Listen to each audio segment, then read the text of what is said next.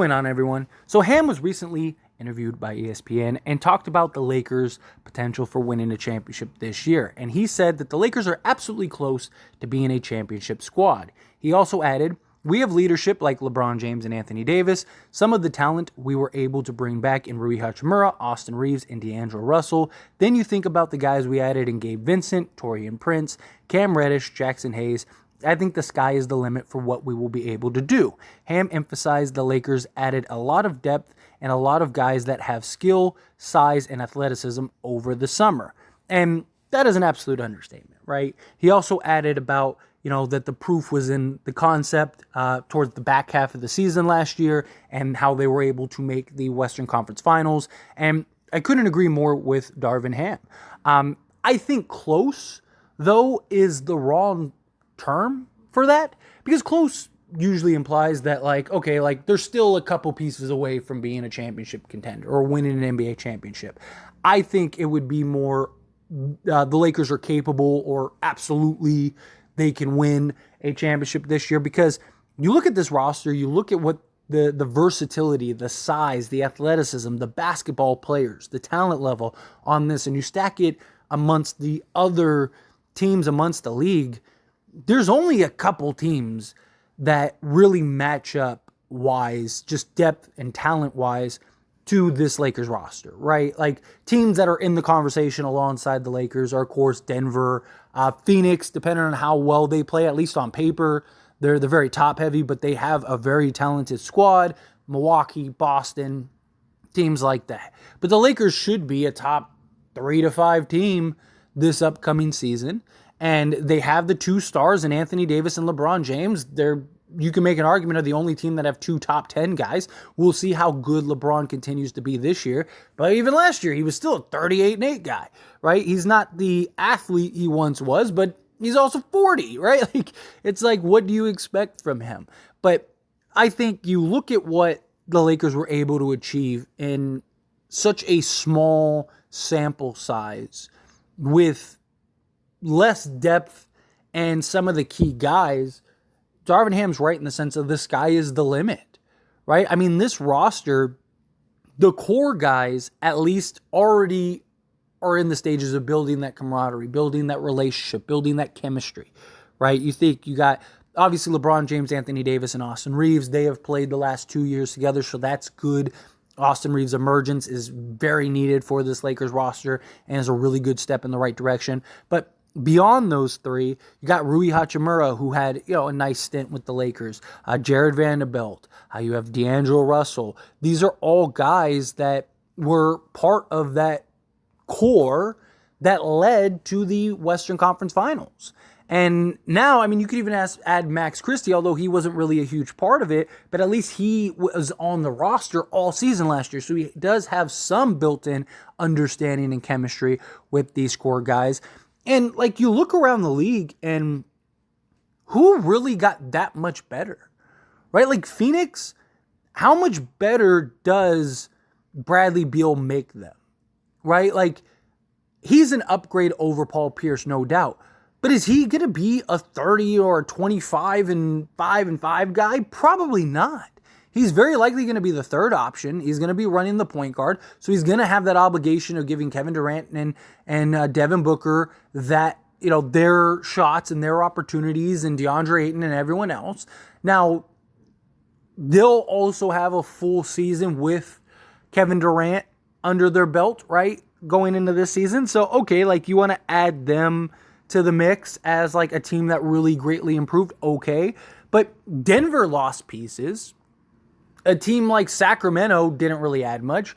Memphis, they lost some pieces, although they did add a Marcus Smart and stuff like that. But is he's smaller than, a Dylan Brooks. So is he able to have an impact? Maybe he has more, maybe he has less. But is Marcus Smart the difference in Memphis winning a championship or not? Probably not. Boston, they got Kristaps Porzingis, but they also lost Marcus Smart, which I think is something that is very undervalued, right? Marcus Smart was that team's leader, that vocal guy. He was their hard-nosed guy, right? Like, so, okay, maybe Boston got better, but outside of that, for the most part, all these teams are relatively the same, right? Everybody that's on these rosters are all basically in the same ballpark that they were in last year. And the Lakers, at least they added size, they added depth, they added talent. You got Anthony Davis locked up, so you don't have that just looming concern over the head of the organization of like, is Anthony Davis going to re-sign? Is he going to stick around? What's going to happen? Are the Lakers going to end up having to trade him, right? Like, you don't have that. So all of just the noise and the nonsense that could distract or take away from this upcoming season is all gone, right? Like, look at a team like the Sixers right now. James Harden just came out and basically threw Daryl Morey under the bus and talked about how he's never going to play. And now what? They're going to keep him? And if they do keep him, is James Harden going to quit? Is he going to play? All the narrative isn't going to be about basketball. It's going to be about everything else but basketball. It's going to be an absolute mess for them. But the Lakers don't have any of those concerns, right? They don't have to worry about any of that. They got their star in Anthony Davis stuck around, right? They're going to be a good contending level team, right? Like, everything that you could want from the Lakers standpoint is there. Darvin Ham, who was great last year. I know some people think otherwise, but the guy basically with duct tape and bandages took two separate teams. One team was awful, started 2-10, kept them afloat, got a new roster, and was able to believe and build that structure in order to lead to the Western Conference Finals. There are coaches that are iconic that have only been to like one Western Conference Finals. It's just, this guy did what many people have never had to experience in their career as a head coach. He did it in his first year and was still able to have success. I mean, look at teams like the Clippers. The Clippers have been to a Western Conference. This is the greatest season they ever had, was making it to the Western Conference Finals.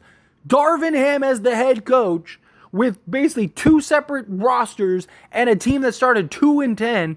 He led to the best ever just season the Clippers have ever had, right? And people want to throw Darvin Ham under the butt. Like, he's going to have his work cut out for him, no doubt, right? Because he's going to have to find minutes for all these guys. He's going to have everybody buying in. Like, he's definitely going to earn his paycheck this year. But he's going to have a whole nother year under his belt. He's going to have another opportunity to show the level of coach he is. I'm excited for this season, right? We're going to go as far as Anthony Davis and LeBron James take us. But I do believe that we do have enough depth and talent to weather the storm when those two guys are out, which was a problem, right? It was like, if Anthony Davis missed the game, the Lakers were in trouble. It was like, more times than not, they're going to lose those games, right? If LeBron missed the game, it was like, like, we're in trouble, right? Anthony Davis basically has to be Superman in order for us to win. I don't think that's going to be the case this year. I think if LeBron, misses his inevitable 20 games, I think the Lakers win a majority of those. If Anthony Davis misses his inevitable 20 games or whatever, I think the Lakers win a majority of those. I mean, obviously it depends on the stretches. Like, if they have some like grueling stretch where they're playing like Boston, Milwaukee twice, and Denver and the Suns, and they have like this 10-game stretch that's just ridiculous, and they don't have LeBron and AD, then probably not. But if it's a normal schedule, right, and they just miss over the course of the season, I think the Lakers win a majority of those games. I think the Lakers can win a couple games even without LeBron James and Anthony Davis. If, for whatever reason, both of those guys end up missing a game or two or a handful, right? I think the Lakers could win some of those. Again, depending on who they're playing, right? I don't know if they could beat like a Boston or something like that, but they might be able to beat, like a Detroit or like a San Antonio or something, right? Like, this is a different look. I mean, you can make an argument this is the deepest roster LeBron's ever had, and that's great because LeBron's age and just him having to coast, you're going to be able to keep everyone's minutes low. You're going to be able to keep everybody on the same page, everybody healthy going into the playoffs, right? Ideally. I mean, you never really know, but the idea is like, okay, you have like a legit 14-man roster, 15-man roster.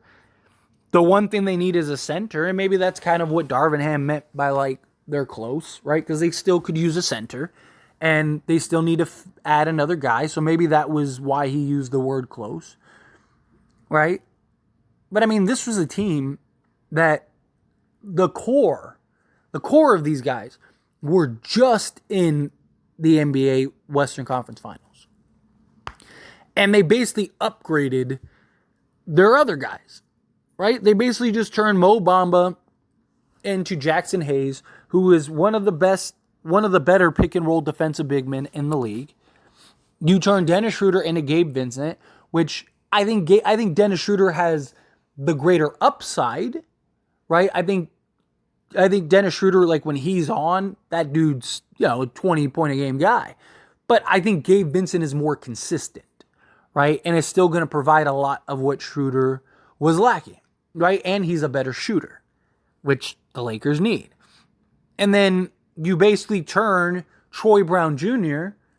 into Taurean Prince. And then you turn Malik Beasley into, a Cam Reddish, right?